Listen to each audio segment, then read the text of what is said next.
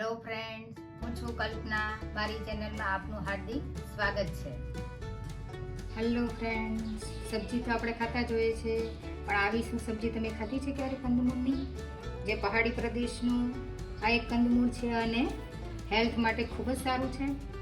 તો આજે આપણે આ હેલ્ધી કંદમૂળની સબ્જી બનાવવાના છે ફ્રેન્ડ્સ. તો વિડીયો અંત સુધી જોવાનું ચૂકતા નહીં ફ્રેન્ડ્સ. તો ચાલો રેસીપી શરૂ કરીએ. હેલો ફ્રેન્ડ્સ, આજે આપણે બનાવવાના છે પહાડી પ્રદેશનું આ કંદમૂળ છે એની સબ્જી. તો પહાડી પ્રદેશમાં એટલે કે આઉટ સ્ટેટની અંદર આને તરુદ અથવા તો ટેંડુ પણ કહેવામાં આવે છે. આ ખાસ કરીને પહાડી પ્રદેશની અંદર જ થતું હોય છે અને બહુ જ હેલ્ધી હોય છે. તો આ મારી ફ્રેન્ડે એક આપેલું એટલે મને થયું કે ચલો રેસીપી હું મૂકી દઉં. એટલે બહુ સરસ આની સબ્જી બને છે. તો આજે એની આપણે સબ્જી બનાવવાની છે. આ ભાગ તમે ઘરે વાવી દો તો ગમે એ જગ્યાએ પણ ઉગી જતો હોય છે. તો આજે આપણે એની સબ્જી બનાવવાની છે. તો સૌથી પહેલાં આપણે એને છોલી લેવાનું છે કટ કરીને. આપણે એને જોઈએ એટલો જ આપણે યુઝ કરવાનો છે. જેટલી સબ્જી બનાવી હોય એટલો જ આપણે એને યુઝ કરીશું. આમ તો સુરણ આપણે બધાએ ખાધું જ હશે. આ ટાઈપની હોય છે. બટેટું આપણે ખાતા હોઈએ છીએ. આનો કોઈ બહુ ટેસ્ટ હોતો નથી, એટલે આ ટાઈપનું અંદરથી નીકળતું હોય છે. એકદમ સોફ્ટ હોય છે, પણ આપણે કુકરની અંદર 1 થી 2 સીટી પડાવી દઈશું. સૌથી પહેલાં આપણે એને પીસ પાડી દઈશું ને ત્યાર પછી એને આપણે છોલીશું. હવે એને આપણે છોલી નાખીશું.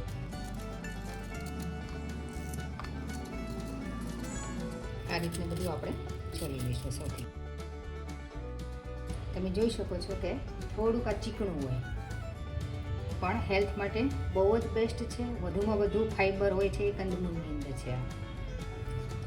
આવી રીતના એને આપણે સમારી લઈશું.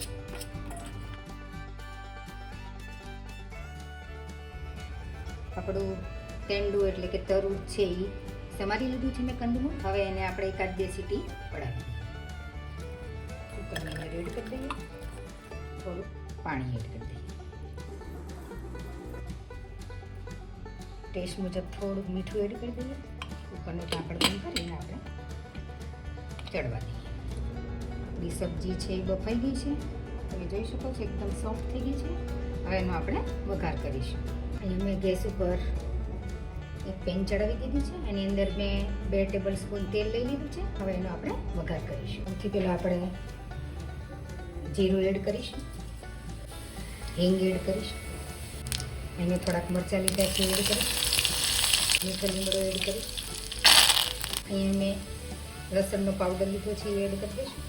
આદું લીધું છે એ એડ કરી દઈશ. ડુંગળી એડ કરી દઈશ.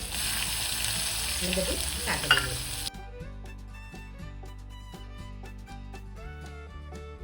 અહીંયા મેં લીધી છે ટામેટાની પ્યુરી, એ આપણે એડ કરી દઈશું. તમે ટામેટાના પીસ કરીને બી એડ કરી શકો છો.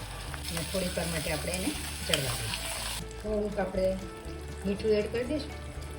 કંદમૂળમાં પણ આપણે થોડુંક એડ કરેલું છે. આપણે ટામેટાં અને ડુંગળી પૂરતું એડ કરી દઈએ અને ચડવા દઈએ. આપણું તેલ છે એ છૂટું પડી ગયું છે. હવે એની અંદર આપણે મસાલા એડ કરીશું. ટેસ્ટ મુજબ આપણે મરચું એડ કરી દઈશું, હલ્દી પાવડર એડ કરીશું અને ધાણા જીરું કરી દઈશું અને મિક્સ કરી દઈશું. 1 મિનિટ આપણે એને ચડવા દઈશું. એ બધા મસાલા છે આપણા સોતે થઈ ગયા છે. હવે આપણે જે સબ્જીને બાફીને રાખી છે કંદમૂળને એ આપણે એડ કરી દઈશું. ફ્રેન્ડ્સ, આ કંદમૂળ ગમે ત્યાંથી તમને જો અવેલેબલ થાય તો જરૂરથી બનાવજો. બહુ જ હેલ્ધી છે. જે આપણું કોલેસ્ટ્રોલનું લેવલ છે એ ડાઉન કરે છે અને હિમોગ્લોબિન છે એ વધારે છે. આપણે હેરનો ગ્રોથ છે એ બી વધારે છે. એટલા બધા હેલ્ધી છે આ કંદમૂળ અને બહુ જ એનું રિઝલ્ટ છે. વિટામિન B6 સારી માત્રાની અંદર હોય છે આની અંદર, અને ફાઈબર તો સારી માત્રાની અંદર હોય જ છે ફ્રેન્ડ્સ. આની અંદર આપણે થોડું પાણી એડ કરીશું અને થોડીક વાર પૂરતું આપણે ચડવા દઈશું. આની અંદર ફ્રેન્ડ્સ ફાઈબર સારી માત્રાની અંદર હોય છે, એટલે વધુમાં વધુ સંગ્રહ ફાઈબરનો થતો હોવાથી ભૂખ આપણને ઓછામાં ઓછી લાગે છે. એટલે જે લોકો ડાયટિંગ કરતા હોય એના માટે બેસ્ટ આ સબ્જી છે. તો જરૂરથી ટ્રાય કરવી ડાયટિંગવાળાએ. આ જે સબ્જી છે ઉપવાસની અંદર બી તમે ખાઈ શકો છો ફ્રેન્ડ્સ. તો એની અંદર ઉપવાસની અંદર બનાવી હોય તમારે તો ડુંગળી છે કે લસણ છે એવું એડ ન કરવું. હવે આપણે 1 મિનિટ એને ચડવા દઈશું. અહીંયા મારી પાસે કસૂરી મેથી છે, કસૂરી મેથી નાખવી બિલકુલ ઓપ્શનલ છે, પણ તમને ટેસ્ટ ખાવતો હોય તો એડ કરો. આનાથી એની સબ્જીનો ટેસ્ટ બહુ સરસ આવશે ફ્રેન્ડ. તમને ગરમ મસાલો ખાવતો હોય તો બી તમે એડ કરી શકો છો. આની અંદર શુગર ખાવતી હોય તો બી તમે એડ કરી શકો છો. મેં એડ નથી કરી. આપણી સબ્જી રેડી થઈ ગઈ છે, તેલ છૂટું થઈ ગયું છે, અને હવે એની ઉપર આપણે થોડીક ધાણા ભાજી છે એ એડ કરી દઈશું. અને ગેસની ફ્લેમ છે આપણે બંધ કરી દઈશું અને એક સર્વિંગ બાઉલની અંદર આપણે ટ્રાન્સફર કરી દઈશું.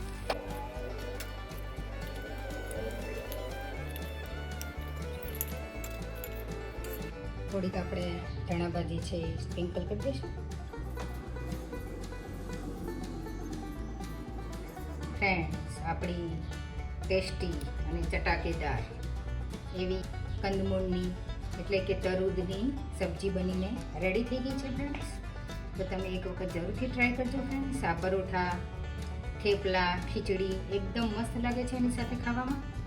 તો તમે જરૂરથી ટ્રાય કરજો જો કંદમૂળ મળે તો ફ્રેન્ડ્સ.